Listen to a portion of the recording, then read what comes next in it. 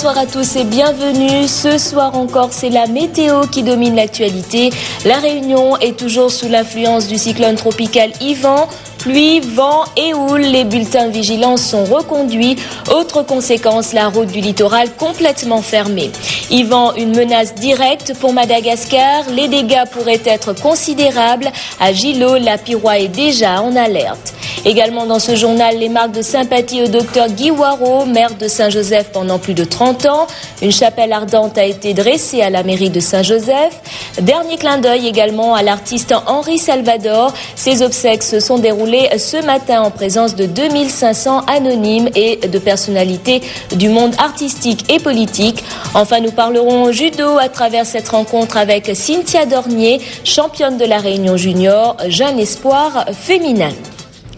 Yvan poursuit donc sa route vers l'ouest-sud-ouest. À 16h, le cyclone tropical était situé par 16 degrés 5 sud et 51 degrés 9 est. Il se trouve désormais à 610 km au nord-ouest de nos côtes.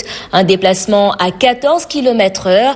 À ce rythme et sur cette même trajectoire, Yvan devrait frapper demain en fin de journée la côte est malgache. Pour l'heure, aucune détérioration du temps, mais les malgaches se préparent comme ils peuvent. Chez nous, la Piroie se tient prête à venir en aide à la Croix-Rouge malgache. Florence Vendôme. Selon la Croix-Rouge, les dégâts risquent d'être très importants. Et pour parer à cette terrible éventualité, la Piroie, la plateforme d'intervention régionale de l'océan Indien, est en alerte et prête à intervenir. Sur place, à Tananarive, un stock de 100 tonnes de matériel est déjà disponible en cas de besoin. Ici, dans l'entrepôt, tout le matériel nécessaire pour fournir de l'eau potable est prêt à être expédié.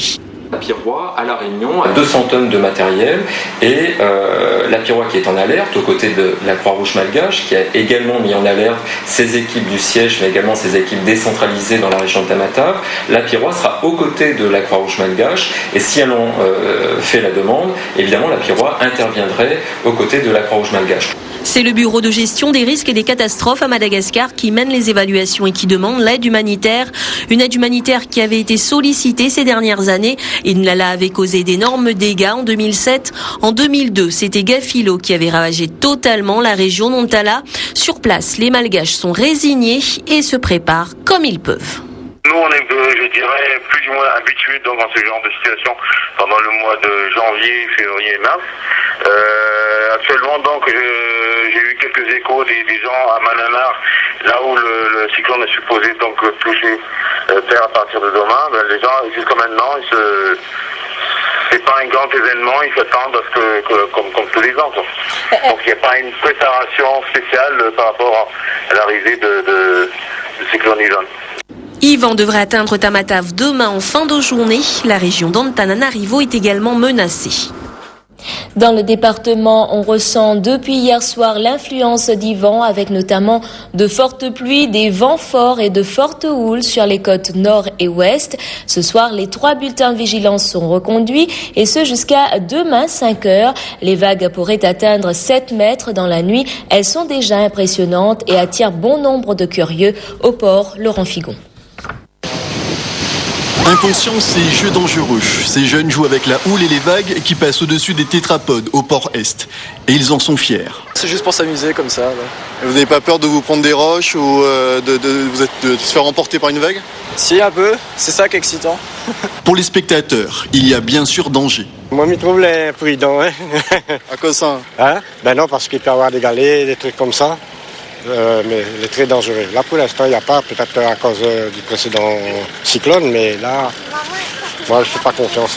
Plus loin, les bateaux préfèrent immortaliser ces belles images de vagues dans leur mémoire ou leur appareil photo. Moi, j'adore.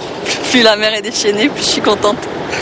On est originaire de Bretagne, donc on a l'habitude de voir un peu les éléments déchaînés. Qu'est-ce que vous êtes en train de faire là ? Pour filmer, parce que la mer est vraiment méchante. Hein. Qu'est-ce que vous avez fait ici là ?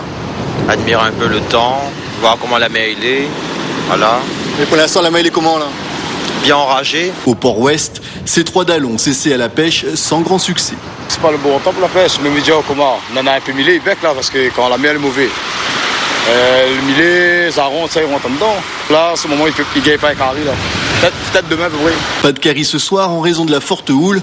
Une houle qui a conduit la DDE à fermer cet après-midi la route du littoral. Les conducteurs ont du mal à conduire avec des éléments aussi particuliers que la houle, de plus de nuit. Pas d'accalmie pour les prochaines heures. La vigilance sur la route et sur nos rivages reste de mise.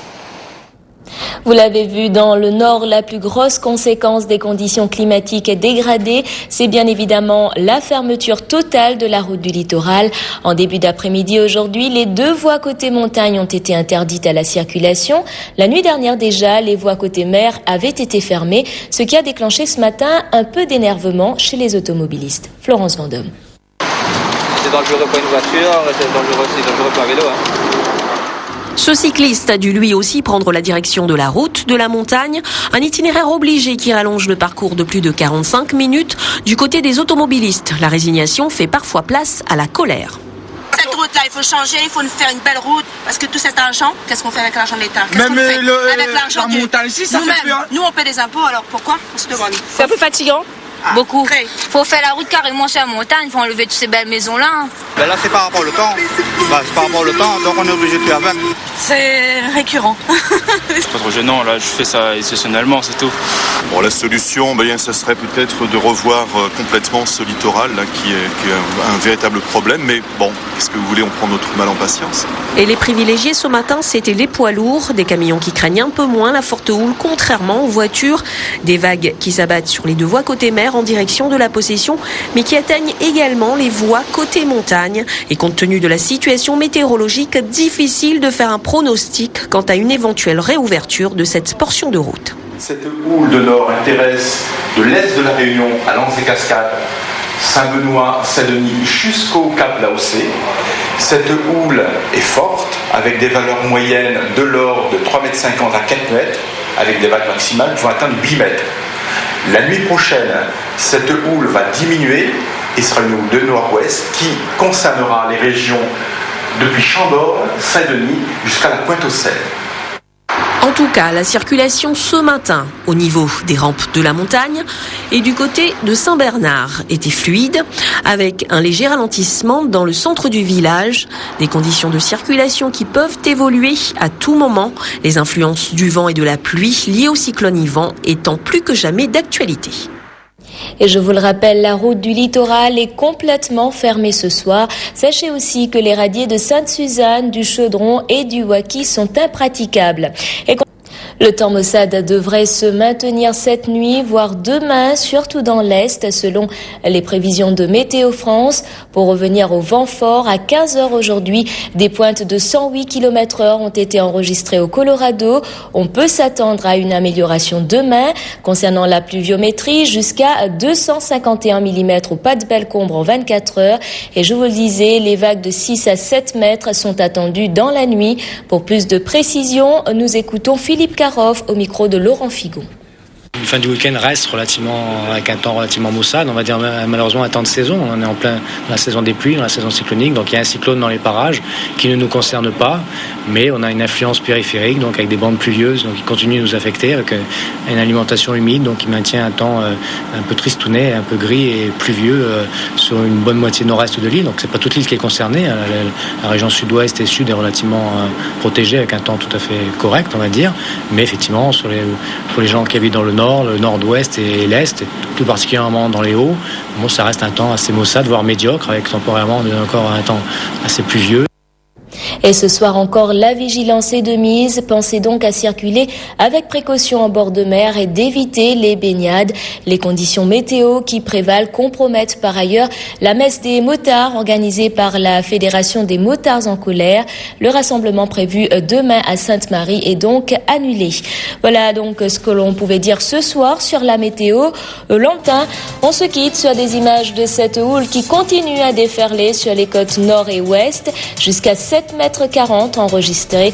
Les vigilances forte houle, forte pluie et vent fort sont en cours jusqu'à 5 h demain matin. Prudence, bonne soirée et à demain 12h30.